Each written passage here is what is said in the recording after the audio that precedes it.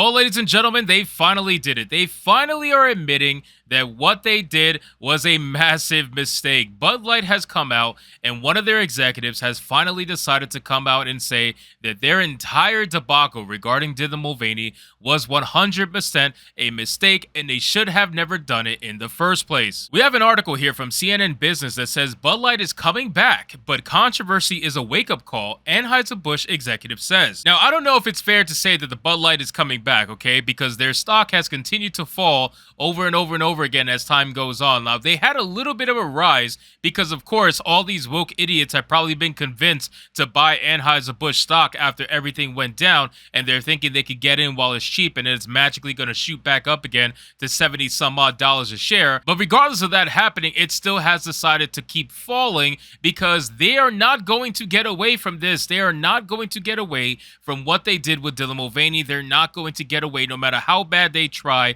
from their decision to get woke, and now they are going broke from it. So we are going to talk about this article, guys, but of course, before we do, just consider giving this video a like to push us out into the YouTube algorithm, and consider subscribing because we're on our way to 25,000 subscribers. It says CMO Anheuser-Busch USA Marcel Marcondes speaks at the Cannes Lions International Festival June 20th in 2019 in Cannes, France. It says Anheuser-Busch InBev top marketing executive is speaking out following a month-long boycott of Bud Light that has cost the brand its title as America's top-selling beer.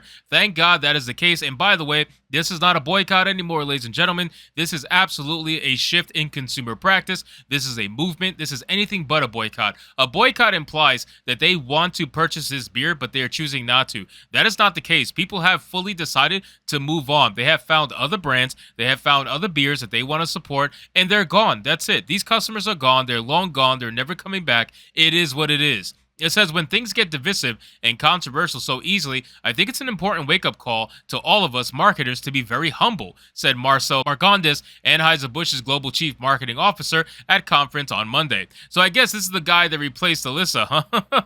You know, they replaced Alyssa with a man, so I'm sure that's not going to go over too well. But listen, this is the problem, right? So he says that marketers need to be more humble, and I agree. Marketers do need to be more humble. They need to realize that not everything has to be edgy, right? Like, not everything is going to get you the press that you're hoping for, right? A lot of these marketers come out of college and think that bad press is good press. And while that may be true in certain avenues, it is not true everywhere, okay? And they're starting to realize that little by little, especially when it comes to virtue signaling about sexuality, especially when it comes to virtue signaling about sexuality to kids. When you combine all those aspects and you combine a grifter who is grifting on the trans movement, that is going to piss off quite a bit of people. It says Bud Light sales have tumbled since the company's partnership with transgender grifter Dylan Mulvaney sparked an anti-trans backlash and calls for a boycott. Oh, CNN, how you love to call this an anti-trans backlash. That is amazing. You love to make these people into victims, and it really is sad.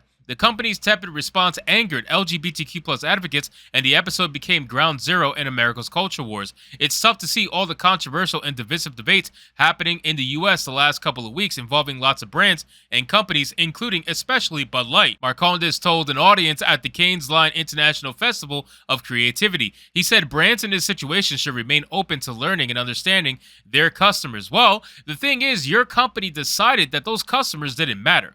That's the thing. You decided that these customers didn't matter and that they were fratty, right? Is that the word that he used? Fratty? That they were just based in fratty behavior and that they're dying off and that we need to get young drinkers to drink Bud Light, otherwise the brand is going to die. That's exactly what Alyssa said. So she represented your company at the time, and she had full-on power to do what she actually did, and that led to the debacle that you're in right now. So no, people are not going to necessarily care what you have to say now regarding the whole situation. You want to come out and try to pretend like all of a sudden these customers matter when we all know the truth. The customers never mattered to you. If they mattered, you wouldn't have done this in the first place. But of course, this is where you are as an organization, and this is where you are going to remain. You have to basically live in your bed. You made it. You made this bed, so now you have to live in it. It's a brand new day for Bud Light. It says the Anheuser-Busch executive's comments previously reported by Adweek were confirmed to CNN by Camila Lambert, a spokesperson for the festival. Last month, Mexican lager Modelo Special dethroned Bud Light as America's top-selling beer, a title the brand held for more than 2 decades. Look, that is embarrassing. That is embarrassing. The fact that Bud Light was the top #1 beer in the United States for over 20 years, and you gave it all up for a trans grifter? You guys have to be kicking yourselves in the ass. You have to be. You have to be. There's no way that you're not feeling this every single day. This entire thing keeps going and this bad press keeps going. You have to be feeling it. You have to be. There's no way. So that's such an insult to your brand that you had such a monopoly over the top spot to have it for 20 plus years. That is a long time to be #1 in anything, ladies and gentlemen. To be #1 for over 20 years is absolutely insane. And you gave it up for a trans grifter?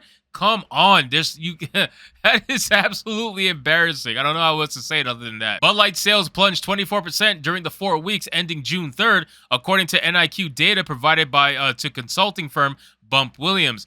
Marcondes struck an optimistic tone about Bud Light and said the brand will begin to go around the country to reconnect with consumers. It's coming back, he said.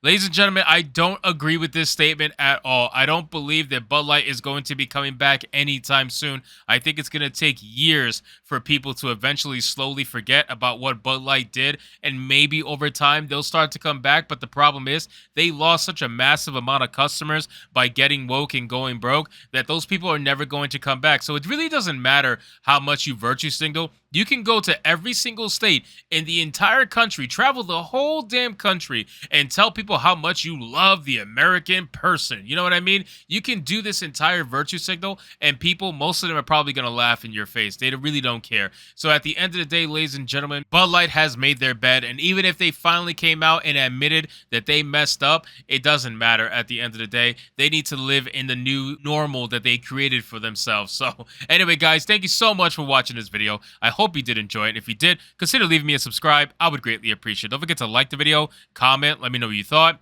and I'll see you guys on the next one. Hypnotic out.